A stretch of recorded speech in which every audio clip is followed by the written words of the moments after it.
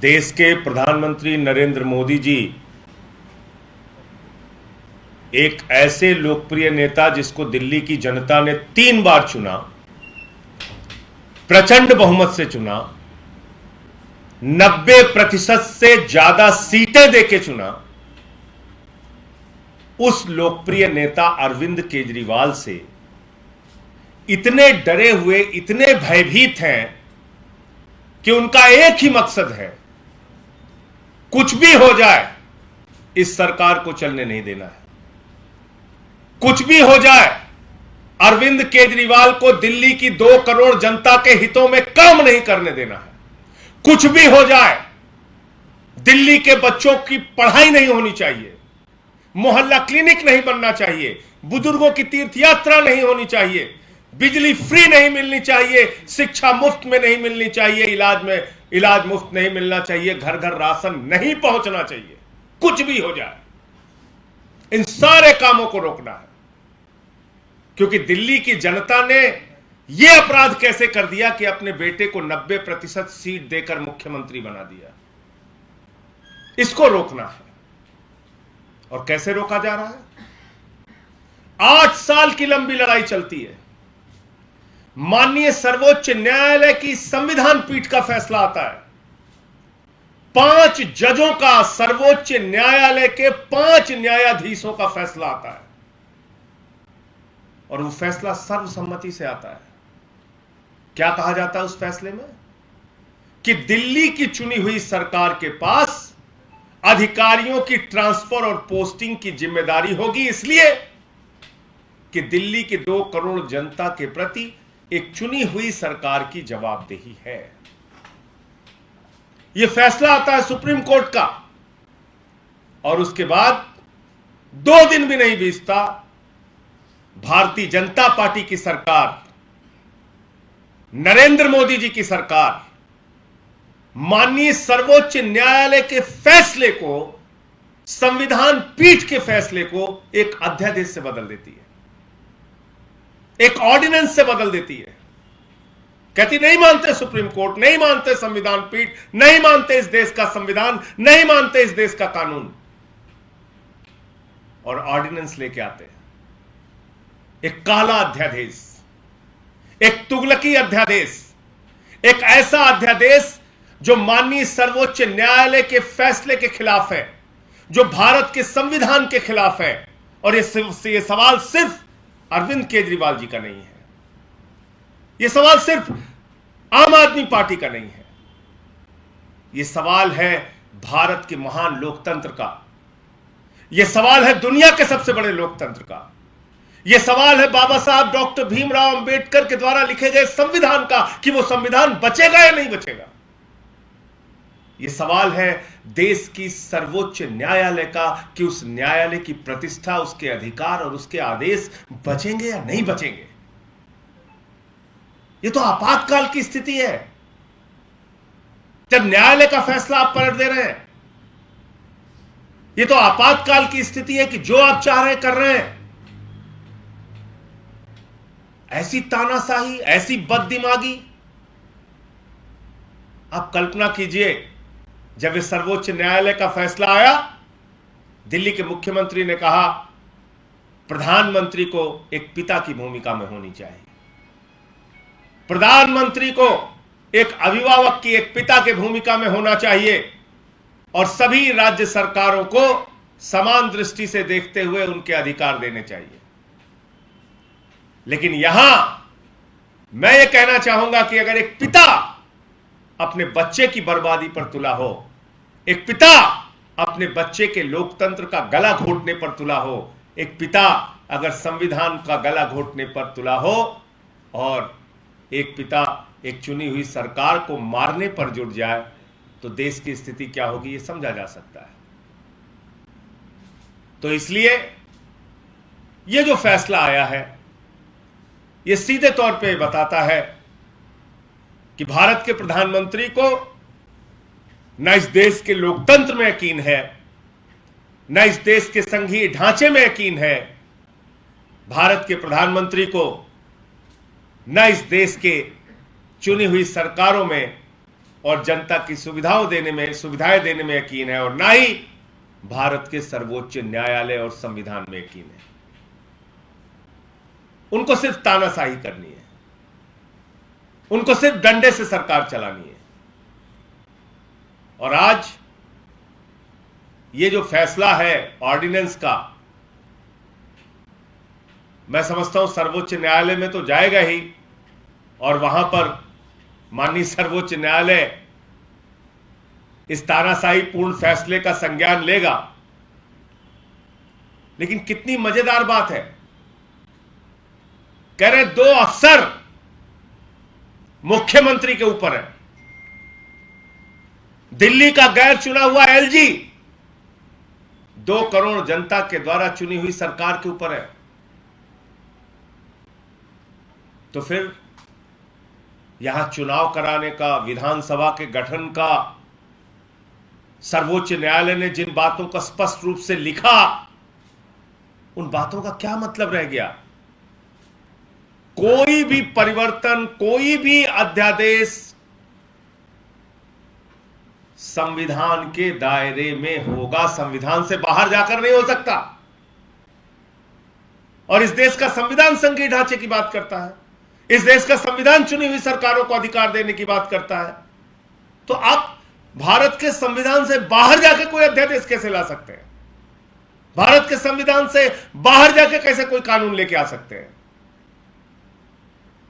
तो इसलिए इस बात को पूरा देश देख रहा है कि आज एक ऐसा नेता जो दिल्ली में दिन रात लोगों की सेवा करना चाहता, काम करना चाहता है, एक ऐसा नेता जो आपकी जिंदगी में, आपके बच्चों की जिंदगी में बदलाव लाना चाहता है, बुजुर्गों की सेवा करना चाहता है। आप सोचिए, एक संवेदनशीलता का उदाहरण कि एक मुख्यमंत्री ने एक वीडियो देखा जिसमें महिलाओं के लिए बस नहीं रोकी जा रही थी, उस कंडक्टर के खिलाफ 2 मिनट के अंदर कार्रवाई करते हैं। यही नहीं चाहते मोदी जी, चाहते हैं नहीं, वो महिलाएं तो परेशान रहनी ही चाहिए क्योंकि उन्होंने केजरीवाल को चुना है। ये बुजुर्ग तो परेशान रहना ही चाहिए। इनको कैसे तीर्थ यात्रा मिल रही है, इनको कैसे बुढ़ापे की पेंशन मिल रही है, कैसे विधवा पेंशन मिल रही है, इनको तो परेशान रहना ही चाहिए क्योंकि इन्होंने केजरीवाल जी को चुना है। कैसे गरीब आदमी का बच्चा इतने अच्छे अच्छे स्कूल में पढ़ रहा है? बताओ, मोदी जी के रहते ये संभव है? कैसे उन बच्चों के मां बाप ने केजरीवाल जी को चुन लिया? कैसे गरीब के घर में रोशनी आ रही है, 300 यूनिट बिजली फ्री मिल रही है? ये अगर ऐसी धारणा भारत के प्रधानमंत्री की होगी, ऐसी धारणा भारतीय जनता पार्टी की होगी, तो मैं इस देश के लोगों से कहना चाहता हूं, आप भी जरा सोचिए इन लोगों के बारे में, जरा ध्यान दीजिए। कैसे लोग बैठ गए हैं, कैसी घृणित और नफरत की मानसिकता के लोग इस देश की सत्ता को चला रहे हैं। जरा गंभीरता से आप लोग 1 मिनट लगा के सोचिए, क्या ऐसे लोगों के हाथ में देश सुरक्षित है जो आपके बच्चों का भविष्य बर्बाद करने पर तुले हैं, जो आपके मोहल्ला क्लिनिक और घर घर के राशन की योजना रोकने पर तुले हुए हैं, जो दिल्ली के 2 करोड़ लोगों का काम रोकने पर तुले हुए हैं, जो भारत के संविधान को पलटने पर तुले हुए हैं, जो भारत के सर्वोच्च न्यायालय की प्रतिष्ठा को खत्म करने पर तुले हुए हैं? ये सवाल सिर्फ अरविंद केजरीवाल का नहीं है, भारत के महान लोकतंत्र और बाबा साहब डॉक्टर भीमराव अंबेडकर के द्वारा लिखे गए संविधान का है। और मैं समझता हूं कि जब ये मामला फिर से सर्वोच्च न्यायालय के सामने जाएगा तो निश्चित रूप से माननीय सर्वोच्च न्यायालय इन बातों का संज्ञान लेगा। मुझे इतनी बात कहनी थी। आपका कोई प्रश्न? आप लोग सीधे सुप्रीम कोर्ट का रुख करेंगे? सरकार जो है वो सुप्रीम कोर्ट का रुख करेंगे? उस पर सरकार फैसला लेगी और मुख्यमंत्री जी फैसला लेंगे कि उसमें क्या उनको करना है। लेकिन मैं सिर्फ इतना कह रहा हूं कि ये जो फैसला आया है, ये सर्वोच्च न्यायालय के संविधान पीठ और सर्वोच्च न्यायालय के 5 जजों के फैसले को पलटने का अध्यादेश है, जो कोई मामूली बात नहीं है, जो सामान्य बात नहीं है। और ऐसे तो फिर देश का लोकतंत्र नहीं बचेगा और निश्चित रूप से इसका संज्ञान सर्वोच्च न्यायालय लेगा। संसद में मामला जाएगा, आप तो उसका विरोध करेंगे, लेकिन क्या आंदोलन पूरी कुछ तैयारी है कि आप सड़क का कैसे विरोध करेंगे? देखिए, सड़क से लेकर संसद तक इसका विरोध करेंगे और मुझे लगता है कि संसद तक ये पहुंचेगा ही नहीं, उसके पहले ही सर्वोच्च न्यायालय इस फैसले को संज्ञान में लेते हुए, इस अध्यादेश को संज्ञान में लेते हुए अपना निर्णय देगा। लेकिन जब संसद में आएगा तो उस वक्त क्या होगा ये आप देखिएगा। मैं समझता हूं कि संपूर्ण विपक्ष भारतीय जनता पार्टी को छोड़कर इस मामले में दिल्ली सरकार के साथ और केजरीवाल जी के साथ और दिल्ली की जनता के साथ खड़ा होगा, ऐसा मैं मानता हूं और ऐसी मैं उम्मीद करता हूं। लेकिन संजय, जब ये फैसला आया था सुप्रीम कोर्ट का, तभी से बीजेपी के नेता ये कहने लगे थे कि इसको लेकर कानून लाया जा सकता है। अब जब ये अध्यादेश लाया गया तब भी बीजेपी के नेता ये कह रहे हैं कि आप अधिकारियों को डरा रहे हैं, धमका रहे हैं, उनको जान से मारने की धमकियां तक मिल रही हैं, तो फिर ऐसे में इनकी रक्षा कौन करेगा? जो लोग ऑर्डिनेंस ला के अधिकारियों की, दागदार अधिकारियों की सेवा बढ़ाते हैं, जो लोग रिटायरमेंट के बाद भी कमिश्नर और ईडी डायरेक्टर और सीबीआई के डायरेक्टर के पोस्ट पर अपने चहेते, अपने उंगली के इशारे पर नाचने वाले लोगों को अपॉइंट करते हैं, जो लोग अपने खिलाफ एक शब्द बोलने वाले अधिकारी को न सिर्फ हटाते हैं, सस्पेंड करते हैं, टर्मिनेट करते हैं, बल्कि उठा के उसको जेल में बंद करके सड़ाते हैं, वो हमसे सवाल पूछ रहे हैं। अरे हमने तो जो सर्वोच्च न्यायालय ने अधिकार दिया उसका पालन हम कर रहे थे, और सर्वोच्च न्यायालय ने कहा कि देश संघीय ढांचे से चलेगा, लोकतंत्र से चलेगा, चुनी हुई सरकार से चलेगा, संविधान के दायरे से चलेगा। तो जब हमको ट्रांसफर पोस्टिंग का अधिकार सर्वोच्च न्यायालय की 5 जजों की संविधान पीठ ने दिया, तो उस पर हम अगर कोई ट्रांसफर पोस्टिंग कर रहे हैं, एक दो ट्रांसफर पोस्टिंग, उस पर खड़े होकर चिल्ला रहे हो, मतलब तानाशाही की पराकाष्ठा है। और क्या कहेंगे इसको? संजय जी, कल एक फैसला और आया, आरबीआई ने कहा कि 2000 का जो नोट है उसको चलन से हटा दिया जाएगा। सबको बड़ा क्रांति माना गया था 2016 में। देखिए, 2016 में जब क्रांति मानी गई थी, उस वक्त भी केजरीवाल जी ने कहा था कि ये दुनिया का सबसे बड़ा भ्रष्टाचार है। तब भाजपाइयों ने क्या कहा? हमारे देश के चौथी पास राजा ने कहा कि 2000 की नोट आने से भ्रष्टाचार खत्म हो जाएगा मित्रों। अब वही चौथी पास राजा कह रहा है 2000 की नोट खत्म करने से भ्रष्टाचार खत्म हो जाएगा मित्रों। ऐसे अनपढ़ आदमी को अगर देश का प्रधानमंत्री बनाओगे तो दिन रात कोई भी आके कुछ भी समझा के फैसला लेके चला जाएगा। ये क्या मजाक बना रखा है आपने? जब आप 2000 का नोट लाते हैं तो कहते हैं भ्रष्टाचार खत्म हो जाएगा, काला धन खत्म हो जाएगा, आतंकवाद खत्म हो जाएगा। कितने बड़े बड़े दावे किए गए थे। कुछ लोग तो ये बता रहे थे कि 200 फीट नीचे अगर नोट गड़ी रहेगी तब भी चिप से पता चल जाएगा। ऐसा करिश्मा सब बता रहे थे।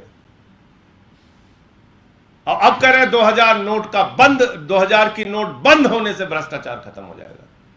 इस देश की जनता को मूर्ख समझ रखा है क्या भाई? इंटायर पॉलिटिकल साइंस की तुम्हारी डिग्री हो सकती है, उस डिग्री का पता ना चले ये भी हो सकता है, लेकिन देश का बेड़ा गर्क मत करो, देश को ऐसी मुसीबत में मत डालो। अब होगा क्या?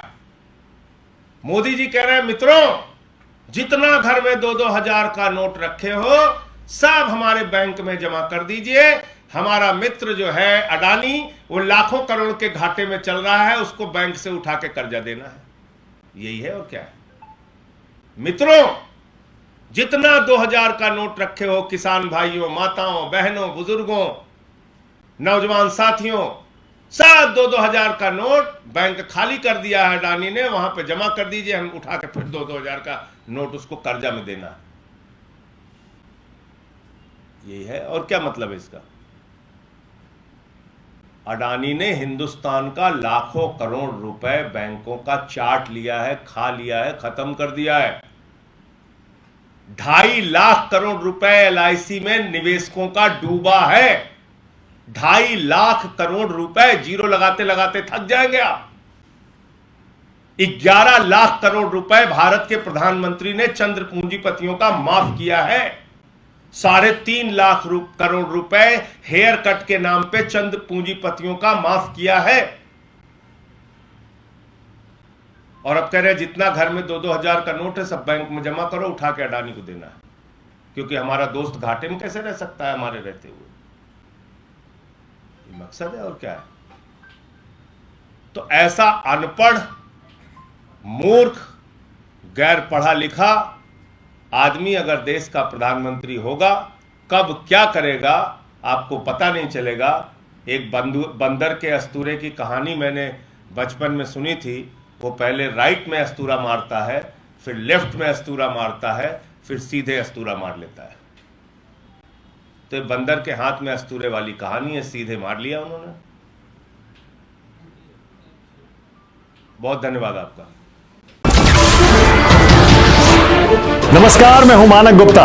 अगर आपको हमारा ये वीडियो पसंद आया हो तो इसे लाइक और शेयर जरूर करें, और हां, हमें सब्सक्राइब और फॉलो करना ना भूलें ताकि आप देश और दुनिया की कोई खबर मिस ना करें। तो जुड़े रहिए हमारे साथ और देखते रहिए न्यूज़ 24।